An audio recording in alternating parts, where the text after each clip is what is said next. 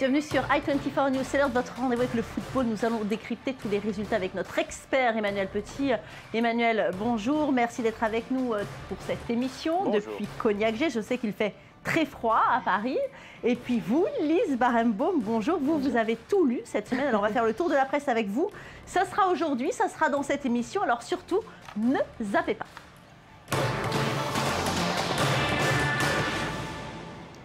Et on ouvre cette édition avec les résultats de cette 15e journée. Journée fructueuse en but avec 23 réalisations. Bordeaux a battu Lille 1-0. Lille qui n'y arrive toujours pas. Le LOSC a signé son 10e match consécutif sans victoire, toute compétition confondue. Dans le coude à coude des deux premiers du championnat, statu quo entre Marseille et le Paris Saint-Germain qui ont respectivement battu Nantes 2-0 et Nice 1-0. Très mauvaise performance pour Lyon qui cale face à Saint-Etienne. Le seul match nul de cette journée, c'est Caen-Montpellier avec le score de 1-1. Donc pour le compte de cette 15e journée de Ligue 1, un derby, Saint-Etienne-Lyon. C'est la 109e confrontation pour ses frères ennemis. Lyon, la ville des soieries et des belles étoffes, face à Saint-Etienne, ville ouvrière. Et ce sont les Verts qui se sont imposés 3-0. La dernière fois que ce scénario s'était produit à Geoffroy Guichard, c'était le 6 avril 1994. Manu, est-ce que c'est le réveil offensif pour Saint-Etienne ? Faut l'espérer pour eux en tout cas, parce que c'est vrai qu'ils avaient joué dans la semaine en Coupe d'Europe et ils n'avaient pas été récompensés par les nombreuses occasions qu'ils avaient eues. Mais c'est vrai que depuis le début de saison, c'est une équipe qui est en manque d'un vrai buteur, même s'ils avaient Erding, mais c'est vrai que ça manque de buteurs dans cette équipe-là. Ils ont beau se procurer beaucoup d'occasions, il manque à chaque fois de réalisme et ils ne sont pas à l'abri à chaque fois d'un contre ou d'un but de gag à chaque fois. Donc c'est vrai que ce match-là, alors c'est un derby, faut quand même le remettre dans son contexte. Donc c'est pas un match comme les autres, oui. Mais espérons que ça soit un match de référence pour eux. En tout cas, c'est la première fois de la saison que les Stéphanois s'imposent contre une équipe du top 5. C'est la première fois et surtout qu'il n'y a pas photo sur le match d'hier. Donc malgré le fait qu'ils jouent encore une fois l'Europa League, c'est une équipe qui arrive quand même à assurer une certaine cadence au niveau du championnat et à rester toujours à l'affût derrière le podium. Donc quelque part, ils sont en train de réaliser vraiment une excellente saison, les Stéphanois, contrairement à Lille, vous l'avez cité tout à l'heure, qui peine à gagner ses matchs, qui marquent quasiment pas de buts et qui en jouant l'Europa League, ils sont à l'heure actuelle, ils sont que l'ombre d'eux-mêmes par rapport à la saison précédente. Donc c'est très bon ce que sont en train de réaliser à l'heure actuelle les Verts. Oui. En tous les cas, j'aimerais qu'on parle un petit peu d'Olympique Lyonnais. Ils ont du mal à l'extérieur, les Lyonnais. Pour eux, ne pas jouer dans son stade et ne pas voir son public, finalement, ça donne une vision de l'équipe complètement différente, une autre configuration. Oui, mais il y a aussi un autre fait, c'est que l'équipe de Lyon, depuis sa recomposition, sa restructuration, s'aperçoit qu'il y a beaucoup de joueurs issus du centre de formation, donc relativement jeunes, qui ont très peu d'expérience au très haut niveau. Et sur des matchs références comme ceci, les derbies, il faut ajouter un impact physique et un impact mental. Donc il y a peut-être une déficience à ce niveau-là. Ça ne remet pas en cause les qualités justement des Lyonnais. Ils étaient sur une très bonne série, c'est vrai, à domicile essentiellement. Mais il faut leur laisser du temps. Ils vont s'aguerrir et ça sera plus difficile après pour les battre à l'extérieur. Donc je crois qu'ils sont tombés sur des Verts qui étaient coriaces avec un public qui était extrêmement surchauffé pour ce rendez-vous. Oui, des Verts bien en forme dans leur chaudron. Alors dites-moi Manu, on va parler un peu de Marseille avec une belle performance, une victoire 2-0 contre Nantes. Alors la bonne nouvelle évidemment, c'est la victoire, mais la mauvaise c'est que la meilleure défense de Ligue 1, ça devient le Paris Saint-Germain et plus les Canaries. Dommage. Dommage. Ils ont bouffé les Canaries. Non, je dirais que... C'est quand même rassurant pour l'Olympique de Marseille, et justement après leur défaite contre Paris dans le Classico.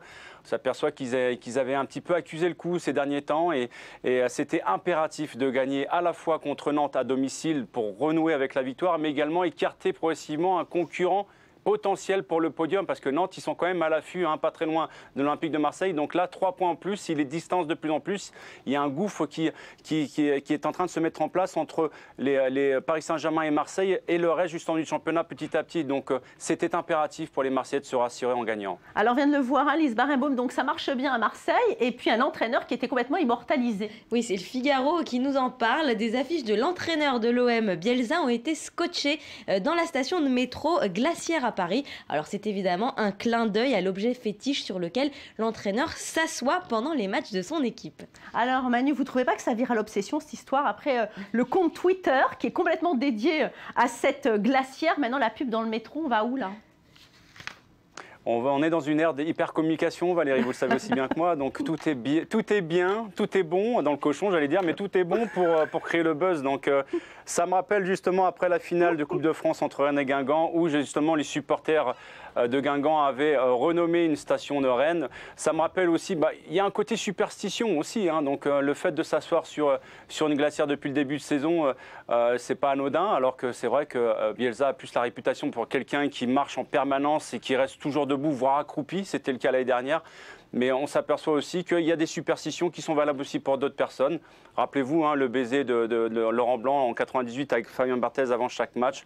On s'aperçoit que Maradona, chaque fois qu'il rentrait sur le terrain, il fallait qu'il se signe 8 fois avant de rentrer sur le terrain. Je ne sais pas s'il y a une connotation superstitieuse avec Bielsa. Toujours est-il que tout est bon pour créer le buzz à l'heure actuelle. Oui, et puis on se rappelle moi, aussi j'attends avec impatience, après la glacière, j'attends avec impatience une publicité pour le café, voire aussi une publicité pour une marque de survêtement, parce que ce sont les 3 marques de fabrique concernant Bielsa. Hein. C'est quelqu'un qui dénature, qui détonne dans le monde du football, qui sont souvent dirigés par des stéréotypes et du politiquement correct. Donc moi j'aime bien Bielsa, c'est quelqu'un de taciturne, qui ne parle pas, qui avec sa petite touillette, son petit café, son survêtement. Alors il a un petit côté un petit peu beauf, entre guillemets, mais les résultats sont là, et puis il n'est pas là pour épater la galerie, il est là pour faire gagner Marseille. Un peu à la Giroud, vous voulez dire? Comment? Un peu à la Giroud? Non, pas. Oui, la Giroud, pourquoi pas? Oui, Giroud, il avait aussi ses superstitions, il avait aussi ses manies. Donc moi, je pense qu'un entraîneur est à l'image d'un joueur. Il faut qu'il se prépare toujours de la même manière, comme une espèce de rituel. Donc lui, quand il est arrivé à Marseille, il a détonné. Il a mis en place des choses qui étaient importantes au sein du club d'un point de vue structurel, mais aussi sur le camp d'entraînement, aussi dans l'approche, aussi dans la gestion des joueurs, dans leur entraînement, dans leur diététique. Et il n'empêche que quand on voit le gars arriver sur le bord du terrain, l'Olympique de Marseille, en survêtement, en train de s'asseoir sur sa glacière, on a l'impression qu'il s'apprête à faire un camping. Non, il est l'entraîneur olympique de Marseille, il est là pour les faire gagner et ça marche. Et il n'en fera aucune règle en plus. Alors on va parler maintenant du Paris Saint-Germain, qui a assuré l'essentiel. Mais que ce fut laborieux, Manu, face à Nice? On n'en parle pas, mais encore une fois, personne n'arrive à gagner contre le PSG. Il joue pas bien, mais encore, quand on est adversaire du Paris Saint-Germain, moi je veux bien qu'on critique le PSG sur son fond de jeu, qui n'est pas bon depuis le début de saison, mais le PSG ne perd toujours pas. Donc moi, quelque part, je fustige plus les adversaires qui sont incapables d'élever leur niveau de jeu pour battre un PSG qui est largement à leur portée à l'heure actuelle. Donc le jour où le PSG va commencer à bien jouer, qu'est-ce que ça va être alors ? Oui, alors en tous les cas, c'est Ibra qui a sauvé les siens sur penalty. Est-ce que vous pensez qu'il est revenu à son meilleur niveau? Parce qu'il était quand même beaucoup blessé. Son dernier but remontait au 31 août dernier, justement contre Saint-Etienne. Non, ça va prendre du temps, Valérie. Vous savez, il y a une règle d'or dans le sport de haut niveau par rapport au fait, lorsque vous revenez d'une blessure, si vous êtes, par exemple, je vais vous faire un exemple tout bête. Si vous êtes absent un mois, il vous faut quasiment un mois pour revenir à votre meilleur niveau physique et mental. Si vous êtes absent 2 semaines, c'est la même procédé. 6 semaines, 1 mois, c'est la même chose. Donc il lui faut donner encore un peu de temps, mais le gars, il revient à peine, il marque contre la Suède, il marque en Champions League et il marque en championnat. Même quand il n'est pas à 100%, il est là, il marque des buts. Donc qu'est-ce qu'on lui demande de plus? Oui. En tout cas, c'est le pied de Ibra qui nous fait réfléchir ces derniers temps après sa blessure au talon qui l'a rendu complètement indisponible. Et bien là, en ce moment, Lise, il n'arrive pas du tout à trouver chaussures à son pied. Oui, on a pu lire dans le Figaro que le Suédois n'est plus lié à l'équipementier Nike après 8 ans de collaboration. Un contrat qui rapportait près de 2 millions d'euros par an à l'attaquant. Donc il serait en discussion avec d'autres sponsors. Zlatan a eu beau maquiller ses chaussures lors du dernier match du PSG contre l'Ajax. Les observateurs ont bien vu qu'il portait des baskets Adidas. En tout cas, Puma, Umbro et New Balance sont dans les starting blocks pour récupérer ce gros poisson. Alors Manu, ça vous est déjà arrivé à vous, ce genre de bataille pour vous habiller ou vous chausser? Ça m'est arrivé, mais plus sur un plan collectif en équipe de France au tout début, justement, il y a 25 ans. C'était à l'époque où encore on n'avait pas traité de la problématique justement sur les sponsors individuels en équipe nationale. Donc ce n'est pas le sujet à l'heure actuelle, c'est trop compliqué pour en parler aujourd'hui. Mais quelque part, ça me gêne, ce qui vient de se passer entre Nike et Ibra. Parce que Nike est quand même l'équipementier attitré du PSG depuis le début des années 90, donc ça fait plus de 30 ans aujourd'hui. Toutes les grandes stars qui sont passées au Paris Saint-Germain, la quasi-majorité dans son ensemble ont toujours été sous l'enseigne Nike. Là, on s'aperçoit que le contrat a été cassé d'un commun accord, que Ibrahimovic récupère sa liberté Mais est-ce qu'il y a un lien de cause à effet sur sa blessure récurrente, la tatalgie justement au niveau du talon et les chaussures confectionnées par Nike pour Ibra? Je n'en sais rien. Toujours est-il que j'ai plus l'impression que c'est un problème d'ego, puisqu'Ibrahimovic arrive en fin de carrière et que l'émergence, par exemple, de Neymar au Barça, accompagné du roi Ronaldo, hein, qui est l'égérie, on va dire, de Nike, bah, pousse un petit peu Ibrahimovic vers la sortie. Mais c'est une aubaine pour Adidas. Si demain Adidas décide d'équiper Ibrahimovic, il va rentrer à l'intérieur même du vestiaire du PSG, qui est la locomotive de la Ligue 1, un des plus grands clubs regardés à l'heure actuelle au niveau européen. Donc ça sera un joueur équipé par Adidas, entouré de joueurs équipés par Nike. Et en plus, l'équipe nationale suédoise est elle-même sponsorisée par Adidas. Donc, il verrait d'un bon oeil de faire d'une pierre deux coups. Donc, je me demande si ce n'est pas une affaire politique mélangée avec une affaire de gros sous derrière tout ça. Ça va se jouer à coups d'euros. Vous avez raison. Allez, au classement, ça ne bouge pas. Donc, en tête, hein, l'Olympique de Marseille continue donc en tête du Paris Saint-Germain et son dauphin. Les deux leaders prennent le large. Lyon et Bordeaux ont 7 points de retard sur le premier. Saint-Etienne profite de sa victoire pour recoller au groupe des poursuivants en 5e position. Allez, on passe tout de suite au foot allemand.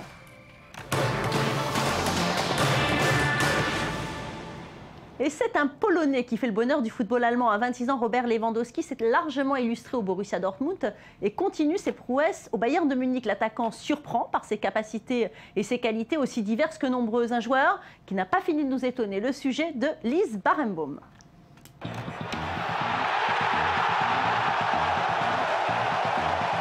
Il faisait les grandes heures du Borussia Dortmund. Au Bayern de Munich, Robert Lewandowski est devenu incontournable. Avec 9 buts marqués en 19 matchs, toutes compétitions confondues, le Polonais s'est bien adapté à la Bavière. Et les adversaires du Bayern l'ont déjà catalogué comme un joueur très dangereux. Comme je l'ai déjà dit, nous devons commencer le match différemment et nous attaquer à l'équipe entière, pas seulement Robben, Götze ou Lewandowski. Ils ont beaucoup de très bons joueurs et nous devons faire bloc pour laisser le moins d'espace possible au Bayern. Lewandowski serait même devenu le chouchou de son entraîneur Pep Guardiola. Le technicien espagnol a poussé l'illustre Mario Mandzukic vers la sortie à l'arrivée du Polonais pour transformer la nouvelle recrue en buteur. Pourtant, à Dortmund déjà, le jeune homme de 26 ans était capable de performances hors du commun. Son plus grand fait d'armes, un quadruplé en demi-finale de Ligue des Champions face au Real Madrid de Mourinho. Je crois que c'est la première fois que je marque 4 buts et la première fois que je suis en demi-finale de la Ligue des Champions. Bien sûr, c'était génial, mais le plus important, c'est que nous avons remporté ce match aujourd'hui. Le fait d'avoir marqué 4 buts, ça vient après. Guardiola veut que son protégé puisse se créer des occasions seul et qu'il bouge sur tout le terrain. Lewandowski s'exécute, il joue en milieu de terrain et est présent sur toute la surface de jeu. Avec 36 ballons touchés en moyenne par match, il est loin devant Mandzukic et ses 27 ballons. Polyvalent, Lewandowski peut même permuter avec ses coéquipiers du système offensif, comme Götze, Ribéry ou Robben. Le Bayern est donc encore plus imprévisible qu'avant. Un jeu plus direct avec plus de passes vers l'avant, 30% contre 28 la saison passée. Celui qui a signé jusqu'en 2019 n'a donc pas fini de faire briller Munich. Alors Emmanuel Petit, alors ce week-end il n'a pas marqué Lewandowski, mais on a vraiment l'impression que ce joueur-là, c'est une pièce maîtresse pour le Bayern. C'est une pièce maîtresse, c'est un attaquant complet, un des rares attaquants à l'heure actuelle sur la scène internationale à voir justement toutes les facettes possibles et inimaginables pour un attaquant, voire un milieu offensif, parce que c'est vrai qu'il a une panoplie, une polyvalence qui est très intéressante, mais c'est surtout un joueur qui bonifie l'équipe à chaque fois lorsqu'elle rentre. Donc ce n'est pas Dortmund qui va me contredire à l'heure actuelle parce qu'ils sont vraiment orphelins de son départ. Et on s'aperçoit que sa complicité fait merveille avec les Robben, les Ribéry, les Götze, avec qui était un ancien partenaire également. Et il est intelligent dans le jeu, dans le mouvement, dans technique. Au niveau de sa technique, pour moi, il est très très très bon. Dans sa conduite de balle également, dans sa faculté à s'extirper de petits espaces. Je veux dire, c'est un attaquant complet. C'est exactement ce qu'il fallait au Bayern de Munich, même s'ils sont quand même pourvus dans ce domaine-là, avec Müller, qui est quand même impressionnant d'efficacité. Mais c'est vrai que pousser Mandzukic pour qu'il parte à l'Atlético Madrid, ça a été quand même un exploit parce qu'il était quand même bien présent avec le Bayern de Munich. Donc, il a 26 ans, le garçon en plus. Donc, on s'aperçoit qu'il arrive en pleine maturité. Donc, c'est que du bonus à l'heure actuelle pour le Bayern de Munich. Alors, le Bayern de Munich au top de sa forme, Lise Barenbaum. En tout cas, certains, en tout cas un site, nous dit avoir trouvé le point faible de l'équipe. Qu'est-ce que c'est ? Oui, alors c'est Eurosport qui nous dit que même si le Bayern est imbattable, eh bien l'équipe de Pep Guardiola n'a marqué aucun but sur corner. Sur 100 corners tentés, aucun n'a terminé au fond de la cage. Donc Ribéry et ses coéquipiers ont encore des défis à relever. Allez, on va regarder tout de suite les résultats. Tout va bien donc au Bayern de Munich. Les Bavarois qui dominent donc de la tête et des épaules la Bundesliga. 7 points d'avance déjà sur le second Wolfsburg. D'ailleurs, surprenant second. Le Bayern Leverkusen est 3e, Schalke 0-4 est 6e, alors que le Borussia Dortmund est bon dernier. Scénario incroyable pour les Borussen qui ont encore perdu ce week-end.